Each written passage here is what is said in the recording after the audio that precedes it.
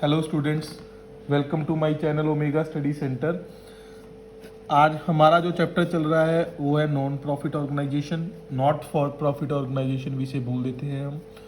और आज हमने सीखना क्या है, income and expenditure account. Income and expenditure account कैसे बनता है, ये इसका मैंने फॉर्मेट आपको पहले भी बता रखा है वैसे, लेकिन आज हम थोड़ा सा डिटेल में करेंगे। इसमें कौन कौन सी आइटम्स आती हैं, किस नेचर की आइटम्स आती हैं, उसके बारे में हम थोड़ा सा डीपली पढ़ेंगे। फिलहाल मैं सबसे पहले आपको एक फॉर्मेट बनाकर दिखा देता हूँ कि इनकम एंड एक्सपेंडिचर का फॉर्मेट कौन सा होता है। ये आ गई हमारी expenditure side, amount, income and amount.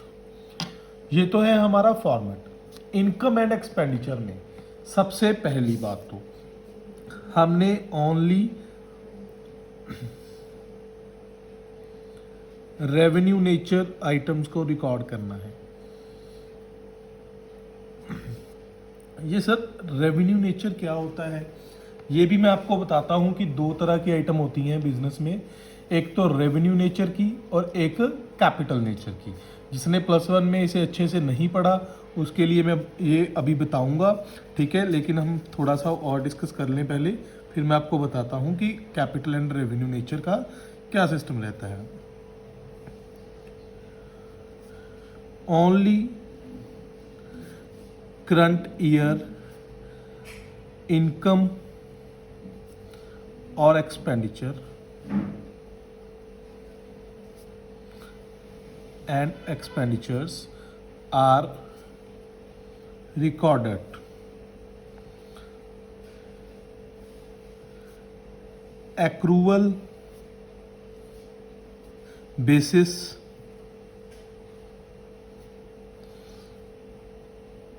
transactions are recorded are record। इसका मतलब क्या हुआ, सबसे पहला पॉइंट मैं आपको बताता हूं डिटेल में, उसके बाद वाला पहले हम देख लें। ओनली करंट ईयर मतलब सिर्फ इस साल की इनकम्स और एक्सपेंसेस हमने देखने हैं जो कि हमारी एनपीओ में इनकर्ड हुए हैं। और नंबर 3 पॉइंट जो मैंने लिखा, accrual basis transaction are recorded. इसका मतलब क्या हुआ कि एक्रूअल का मतलब क्या है, चाहे पैसा गया और चाहे नहीं गया, लेकिन अगर हमारा खर्चा ड्यू हो गया, चाहे हमारे पास इनकम आई चाहे नहीं आई, लेकिन अगर हमारी इनकम ड्यू हो गई तो हमने उसे रिकॉर्ड करना है हमारे इनकम एंड एक्सपेंडिचर अकाउंट में। +1 में आप एक प्रॉफिट एंड लॉस अकाउंट बनाते थे, बिल्कुल same as profit and loss. Profit and loss में हम लिखते थे ना कि आउटस्टैंडिंग एक्सपेंसेस है तो हमने ऐड कर लेना है, यहां पर भी सेम ही वैसा है। हमने अगर इस साल का कुछ आउटस्टैंडिंग पड़ा है, चाहे वो खर्चा है चाहे वो इनकम है, हमने उसे भी रिकॉर्ड करना है। That is accrual basis accounting, ठीक है। उसके बाद आ गया हमारे पास रेवेन्यू नेचर आइटम्स। तो मैं आपको यहां पर पहले डिफरेंस बताता हूं, capital nature versus revenue nature. Capital nature क्या होता है, मतलब बेसिकली कैपिटल में किस चीज को रखा जाता है, फिक्स्ड आइटम को, मतलब लॉन्ग टर्म लॉन्ग लाइफ वाली आइटम्स। और रेवेन्यू में डेली बेसिस रेगुलर आइटम्स, ठीक है। इनको हम रखते हैं रेवेन्यू नेचर में और इनको हम रखते हैं कैपिटल नेचर में।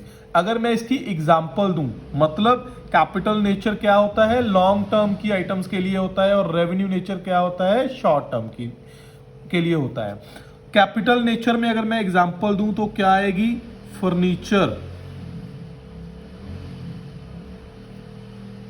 मशीनरी, ठीक है। तो ऐसी आइटम्स आएंगी हमारे पास कैपिटल नेचर में। और रेवेन्यू नेचर में क्या आएगा, सैलरीज, रेंट, ठीक है, तो ऐसी आइटम्स हमने लेनी है रेवेन्यू नेचर में। तो आपको डिफरेंस समझ आया capital nature and revenue nature में। आपको इस चीज का ध्यान रखना है कि हमने कौन सी आइटम्स रिकॉर्ड करनी है यहां पर, रेवेन्यू नेचर की, और कैपिटल नेचर की आइटम्स कहां पर जाएंगी, कैपिटल नेचर की आइटम्स हमारी जाएंगी बैलेंस शीट में। देखो हमने अपने बिजनेस की सारी ट्रांजैक्शंस को दो पार्ट्स में डिवाइड कर लिया। पहली आ गई कैपिटल नेचर, सेकंड आ गई रेवेन्यू नेचर। तो हमने कौन सी आइटम्स को रिकॉर्ड करना है, अभी फिलहाल जो हमारा जो अकाउंट है आज इनकम एंड एक्सपेंडिचर, तो हमने ओनली रेवेन्यू नेचर की आइटम को रिकॉर्ड करना है। और कैपिटल नेचर को हम कहाँ रिकॉर्ड करते हैं, बैलेंस शीट में। तो कुछ ऐसी आइटम्स, कुछ ऐसी चीजें जो आपने पहले नहीं पढ़ी हैं, उसके बारे में थोड़ा थोड़ा सा, मतलब आप टर्म्स भी बोल सकते हो उनको, उसका ट्रीटमेंट भी हम साथ साथ में समझेंगे कि इसका क्या ट्रीटमेंट होना है या क्या ट्रीटमेंट नहीं होना। ठीक है, तो सबसे पहली आइटम कौन सी होती है, सबसे पहली आइटम, सबसे पहली आइटम हमारे पास कौन सी आ गई, दैट इज एंट्रेंस फी। क्या, एंट्रेंस फीस आपने पहले नहीं सुनी, क्योंकि हमारे नॉर्मल बिजनेस में, ट्रेडिंग बिजनेस में इस आइटम के बारे में कुछ यूज नहीं होता, और वहां पर कोई एंट्रेंस फीस के नाम की ना कोई इनकम होती है और ना ही कोई खर्चा होता है। तो इसी वजह से इस चैप्टर में मैं आपको स्पेशली थोड़ी सी उन आइटम्स के बारे में बताऊंगा जो सिर्फ इसी चैप्टर में आएंगी।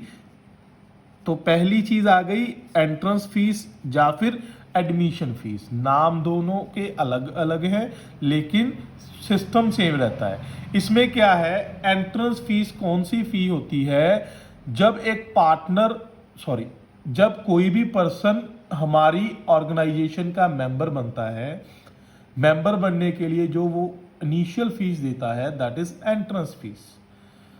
जब भी कोई पर्सन हमारा मेंबर बनेगा, हमारी ऑर्गेनाइजेशन का मेंबर बनेगा, तो वो अगर वो कुछ इनिशियल पे कर रहा है, that is entrance fees. Entrance fee और admission fee is the amount paid by the person at the time of becoming a member of not for profit organisation. मैं इसे लिख देता हूं कि entrance fee is the amount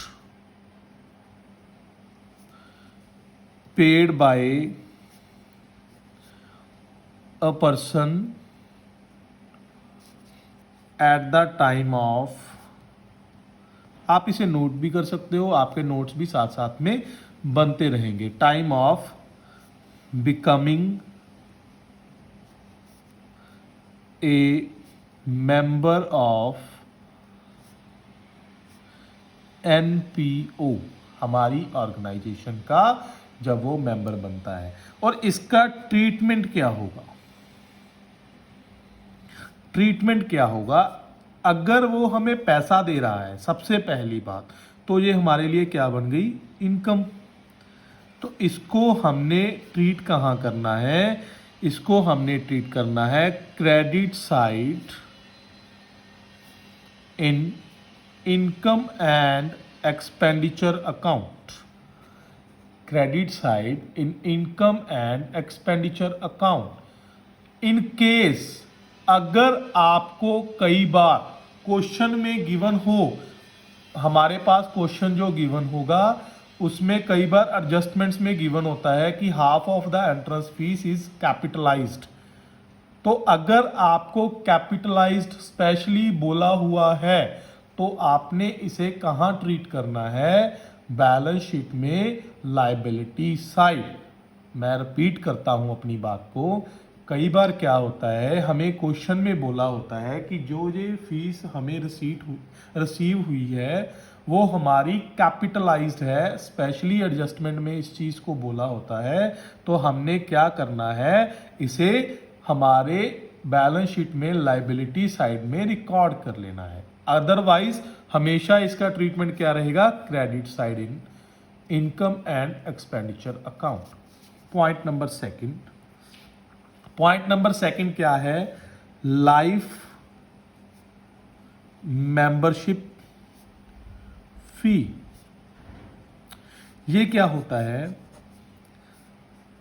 अगर कोई person, अगर कोई मेंबर हमें इकट्ठे पैसे दे रहा है, पूरी लाइफ के लिए मेंबर बनने के लिए वो इकट्ठे पैसे दे रहा है, तो उसे हम क्या बोलते हैं, लाइफ मेंबरशिप फीस। जब तक उसकी लाइफ रहेगी तब तक वो हमारा मेंबर रहेगा, हमारी ऑर्गेनाइजेशन का मेंबर रहेगा। दैट्स वाई ये हमारी होती है लायबिलिटी। तो ये हमारी कौन सी आइटम है, कैपिटलाइज्ड आइटम। ये हमारी कैपिटल आइटम है, treated liability side in balance sheet. इसका भी सेम एंट्रेंस फीस जैसे रहता है। अगर कई बार, मैं अपने एक्सपीरियंस से ही बता रहा हूं आपको, जो चीजें बता रहा हूं, कि अगर कई बार आपको क्वेश्चन में ये लिखा आ जाए half of the membership, life membership fees, जा हाफ, जा 30%, 20%, 10%, जितनी भी बोली हो सकती है। हमारी ये लाइफ मेंबरशिप फीस क्या है, रेवेन्यू आइटम है, रेवेन्यू इसको ट्रीट करना है।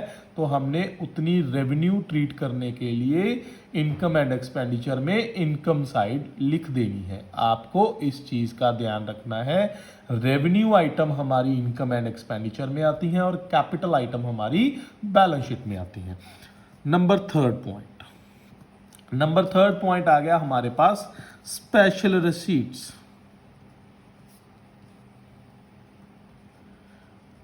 ये क्या होता है, इसकी मैं एग्जाम्पल के साथ बताऊंगा आपको।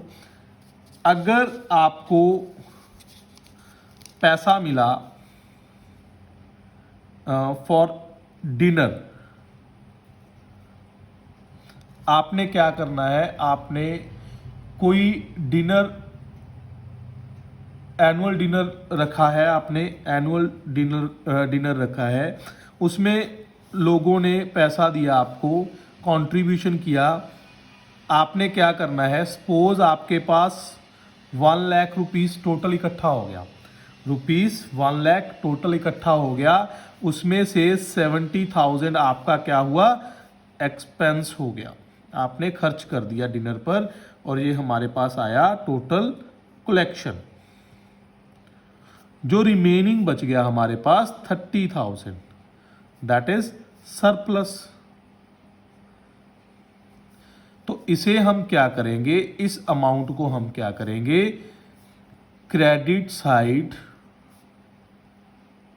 इन इनकम एंड एक्सपेंडिचर अकाउंट। मतलब अगर आपको किसी खास काम के लिए पैसा मिल रहा है और खास काम करने के बाद अगर कोई पैसा बच रहा है, तो हमने उसे क्या करना है, हमारे इनकम एंड एक्सपेंडिचर में इनकम साइड लिख देना है। अगर पैसा ना बचे, मतलब हमें डेफिसिट हो जाए, मतलब कमी पड़ जाए, ठीक है, तो हमने क्या करना है, मान लो यहां पर 1 लाख रुपए हमारी कलेक्शन है और हमारा खर्चा हो गया 1,20,000, तो जो 20,000 हमारे पास डेफिसिट आ गया, तो हमने इसका क्या करना है, इसको हम डेबिट साइड पर लिख देंगे, debit side in income and expenditure account. मतलब हमने जो डिफरेंस आएगा वो लिखना इनकम एंड एक्सपेंडिचर अकाउंट में है, वो कोई भी हो सकता है, हमारा खर्चा भी हो सकता है और हमारी इनकम भी हो सकती है। आपको इस चीज का भी साथ में ध्यान रखना है।